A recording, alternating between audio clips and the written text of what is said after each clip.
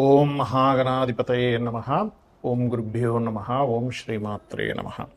అరుణాం కరుణాతరంగితాక్షీం ధృతపాశాంకుశపుష్పబాణచాపాం అనిమాదిభిరావృతాం మయూకైః అహమిత్యేవ విభావయే భవానీం. శ్రీమాత్రే నమః.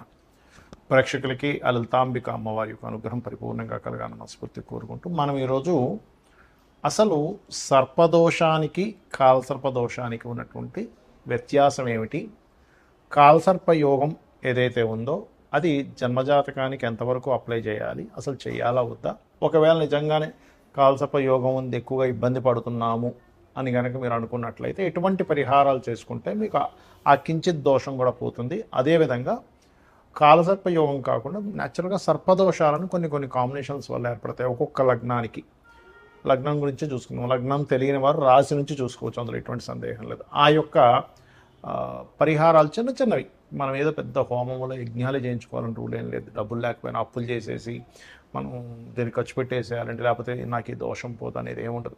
ఇది కలియుగము.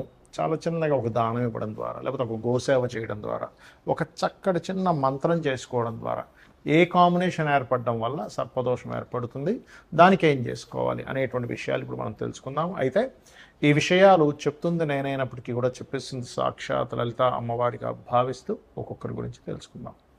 మీనలగ్నము, మీనరాశి, మీనం వారి కనుక చూసుకున్నట్లయితే ఇక్కడ మీకు సర్పదోషం అనేటువంటిది కుజుడికి ఏర్పడింది అనుకోండి. ఉదాహరణకి అంటే ధన భాగ్యాధిపతి, ఇది ముఖ్యంగా ధనం మీదే చూపిస్తూ ఉంటుంది. అంటే మీరు కేర్ఫుల్గా ధన విషయాల్లో చాలా జాగ్రత్తగా ఉండాలి. తండ్రి ఇచ్చిన ధనం వల్ల, దూర ప్రాంతాలకు వెళ్ళి సంపాదించుకునే ధనం వల్ల, లేదా హైయర్ ఎడ్యుకేషన్ ద్వారా మనకి ఇది ప్రోగ్రెస్ పెరుగుతుంది అనే విషయాల వల్ల చూపిస్తూ ఉంటుంది, లేదా కుటుంబ సభ్యుల వల్ల ఇస్తూ ఉంటుంది దీని ప్రభావం అనేది. అలాంటప్పుడు కుజుడు రాహుతో ఉన్నాడా, లేదా కుజరాశుల్లో రాహు ఉన్నాడా అని చూసుకుని దానికి సంబంధించిన పరిహారం చేసుకుంటూ ఉండాలి. గరుడ పురాణం చదవడం, ఇట్లాంటివి చాలా ఉన్నాయి, నీకు చెప్తానండి. అలాగే శుక్రుడు ద్వారా సర్పదోషం ఏర్పడింది అంటే శుక్రకేతువులు కలిసి ఉన్నారు, లేదా శుక్రుడు పాపగ్రహాలతో ఉన్నాడు. అలాంటప్పుడు స్త్రీలతో మాట్లాడటము, ఇన్సూరెన్సెస్ ద్వారా పొందకుండా నెగ్లిజెన్సీ చేయడం వల్ల ఇన్సూరెన్స్ రావాల్సిన కవరేజ్ పోవడము, తాతగారికి సంబంధించిన ఏదైనా ప్రాపర్టీ కానీ అంటే గృహం కానీ ఆభరణాలు కానీ వాటి విషయంలో కొన్ని నెగ్లిజెన్సీస్ వల్ల ఇబ్బంది రావడం ఇటువంటి వస్తూ ఉంటుంది.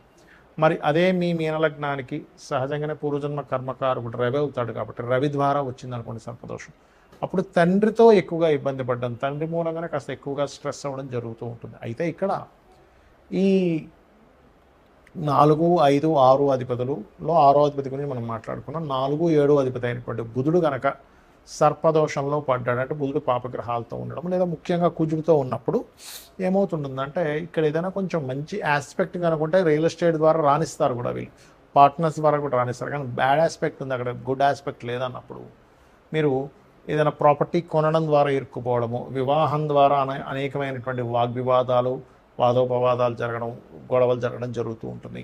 కానీ చంద్రుడు ఆలోచన కారకుడు, మీకు సంతాన కారకుడు కనుక సర్పదోషంలో ఉంటాయి, సంతానం కోసం కొంత స్ట్రెస్ అవుతూ ఉంటారు. అయితే ఇక్కడ మనం ముఖ్యంగా అర్థం చేసుకోవాల్సింది, ఈ గ్రహాలు ఏవైతే ఉన్నాయో, ఉదాహరణకి ఇప్పుడు 12వ అధిపతి 11వ అధిపతి శని, కాలసర్పయోగము అంటారు దీన్ని, కొంతమంది దోషము అంటుంటారు. ఇది పర్సనల్ చార్ట్కి అప్లై అవ్వదు. ఎక్కడా కూడా శాస్త్రాల్లో పర్సనల్ చార్ట్కి అప్లై చేయమని చెప్పలేదు. ఇది కేవలం మైథుని జ్యోతిష్యం. ఇప్పుడు చూడండి, మనకి రకరకాల విపత్తులు జరుగుతున్నాయి, యుద్ధాలని, లేకపోతే మనకి బాంబు పేలుళ్ళని, అటాక్స్ అని, లేకపోతే ప్రమాదాలు, విమాన ప్రమాదాలని, సునామీలని, ఇట్లాంటి వాటికి కాలసర్పయోగం ఉంటుంది. అందుకే చూడండి, ఇప్పుడు మనకి కుంభంలో రాహు ఉన్నాడు, సింహంలో కేతు ఉండగా గ్రహాలన్నీ ఒకవైపు వచ్చేసాయి. అందులో ప్రత్యేకంగా కుజుడు కేతువు కలిసి ఉన్నందుకు అదొక పిశాచి యోగం ఏర్పడి అగ్ని ప్రమాదాలు ఎక్కువగా అవుతూ ఉంటాయి. ఈ కుజుడు జూలై 28వ తేదీ వరకు ఉన్నప్పుడు అగ్ని ప్రమాదాలు ఒక 1 మంత్ నుంచి స్టార్ట్ అవుతాయి. అందుకే అగ్ని మూలకంగానే దగ్ధం అవ్వడం జరుగుతూ ఉంటుంది. రైట్. అయితే ఇక్కడ మరి కొంతమందికి మేము కాలసర్ప యోగం ఉన్నప్పుడు మేము చాలా ఇబ్బంది పడుతున్నామని అంటూ ఉంటారు. అది ఎలా అంటే, ఇప్పుడు చిన్న ఎగ్జాంపుల్ చెప్తా చూడండి. ఇప్పుడు మీరు ఒక 2-3 ఐటమ్స్ తిన్నారు, అందులో ఒకటి చక్కగా మీకు ఇష్టం ఉన్న కూర ఒకటి తిన్నారు, లేకపోతే ఇంకోటి ఏదో కూల్ డ్రింక్ తాగారు, లేకపోతే ఫలానా ఇంకోటి ఏదో తీసుకున్నారు. అప్పుడు మనం దేనివల్ల ఎఫెక్ట్ వచ్చింది అంటే డాక్టర్ కరెక్ట్గా తెలుస్తుంది, లేదంటే మీకు ఈ ఫుడ్ పడకపోవడం వల్ల అయింది, అంతేగాని నీరు వల్ల కాదు, లేదా నీరు వల్ల అయింది ఫుడ్ వల్ల కాదు. అర్థమైందండి? కాబట్టి ఏంటంటే ఇది దాన్ని కరెక్ట్గా చూడగలగాలి. మీకు మహాదశ యోగించకపోవడం వల్ల, లేకపోతే ధనాధిపతి బాగోకపోవడం వల్ల, లేకపోతే నడుస్తున్న మహాదశతో పాటు అంతర్దశలో ఏదైనా ప్రాబ్లం ఉండడం వల్ల అనేది చూసుకోవాలి. అది స్ట్రక్కింగ్ యోగాలు కొన్ని ఉంటాయి. కాబట్టి నేను మీకు చాలా ఉదాహరణ వీడియోలో చెప్పాను. 180 మంది దేశ నాయకుల యొక్క జాతకాలు తీసుకుంటే అందులో 90% ఆఫ్ పీపుల్కి, ప్రెసిడెంట్లకి కాల్సర్ప యోగం ఉంది. మరి వాళ్ళంత గొప్పవాళ్ళు అయ్యారంటే మనం ఏంటని అర్థం చేసుకోవాలని. అంతదాకా ఎక్కడో విదేశాల్లో ఉండేటువంటి ప్రెసిడెంట్ల దాకా ఎందుకు, మన మెగాస్టార్ చిరంజీవి గారి జాతకంలో కూడా నేను చూశాను. మీరు కావాలంటే డేట్ ఆఫ్ బర్త్ నెట్లో కొడితే కాల్సర్ప యోగంలోనే గ్రహాలన్నీ ఉంటాయి. దానికి సింపుల్గా నెట్లో డేట్ ఆఫ్ బర్త్ తీసుకొని, దానికి టైం కూడా అక్కర్లేదు కాల్సర్ప యోగం చూడడానికి. గ్రహాలన్నీ రాహుకేతువులకు అవతల కానీ ఇవతల కానీ అన్నీ ఉంటాయి. కొంతమంది ఒక చంద్రుడు ఉన్నాడు కదా, అది కూడా కాల్సర్ప దోషం అంటారు. అది కాదు, అన్ని గ్రహాలు ఉండదా అని అంటారు. అది ఓన్లీ జన్మజాతకానికి అప్లై చేయకూడదు. ఒకవేళ సరే మీకు అంతగా మీకు అలా అనిపిస్తుంది, చక్కగా కాళహస్తి వెళ్ళండి. ఆ పరమేశ్వరుడి యొక్క అనుగ్రహము, రాహుకేతువుల అనుగ్రహంతో మీకు ఉండే ఆ కొద్దిపాటి దోషం కూడా పోతుంది. ఒకవేళ మీకు దాని మీద ఎక్కువ పనిచేస్తుంది అనుకుంటా. రైట్. ఇక సర్పదోషానికి మీకు జాతకం లేదు కానీ ఎలాంటి సిమ్టమ్స్ ఉంటుంటాయి యాక్చువల్గా సర్పదోషం వచ్చినప్పుడు అంటే ప్రతిదీ కూడా గొడవగా అవుతూ ఉంటుందండి. మీరు ఏ పని ప్రారంభించాలన్నా గొడవ. ఇది సర్పదోషం యొక్క ఇది. కొన్నిసార్లు వాదన రూపంలో ఉంటాయి, కొన్నిసార్లు గొడవ రూపంలో ఉంటాయి, కొన్నిసార్లు ఏదైనా ప్రారంభిద్దాం అనుకునేసరికే అది ఒక ప్రమాద రూపంలో మారిపోతుంటుంది. అంటే ఎక్కడికో పెళ్లి చూపులకు వెళ్తున్నారు, అది సప్తమ స్థానంతో సంబంధం వచ్చింది ఆ సర్పదోషం. అప్పుడు వెళ్తున్నప్పుడు యాక్సిడెంట్ అయిందండి అంటూ ఉంటారు, లేకపోతే వివాహం అనగానే గొడవలు అయిపోతున్నాయండి అంటారు. మొన్న ఒక జాతకం చూసినప్పుడు ఆ అబ్బాయికి అన్నాను, బాబు నీకు వాళ్ళ మదర్ని అడిగాను, అమ్మ మీరు ఈ అబ్బాయికి వివాహము అనగానే గొడవ అవుతుందా లేదా అంటే అవునండి ఎప్పుడు వివాహం అన్నా గొడవ. అంటే ఏమిటి, సర్పదోషము సప్తమ స్థానంతో సంబంధం కలిగి ఉంది. ఇంకొక జాతకానికి నేను చూసినప్పుడు వాళ్ళ అమ్మాయిని స్కూల్కి పంపిద్దామంటే ఎప్పుడు ఏడుస్తూనే వెళ్ళేది, ఏది ఒక ఏజ్ వచ్చే వరకు కూడా. ఎందుకు అలాగంటే సర్పదోషం చతుర్థ భావానికి కనెక్ట్ అయింది. ఇంకొక జాతకుడికి అదే చతుర్థ భావానికి కనెక్ట్ అయినప్పుడు ఆ జాతకుడు ఎటువంటి ప్రాపర్టీ కొన్నా అదేదో ఒక లిటిగేషను, గొడవలు, ఆగిపోవడము. అంటే ఏమిటి, మీకు సర్పదోషంలో ఉండే కాంబినేషన్స్లో పర్టికులర్గా కుజుడు శని, కుజుడు రాహు, రవి రాహు. ఇప్పుడు రవి రాహు ద్వారా వచ్చిందనుకోండి, గవర్నమెంట్ ఏదో ఒక జీవో తెస్తుంది, లేకపోతే గవర్నమెంట్ పెట్టినటువంటి రూల్ వల్ల కొంతమంది నష్టపోతూ ఉంటారు.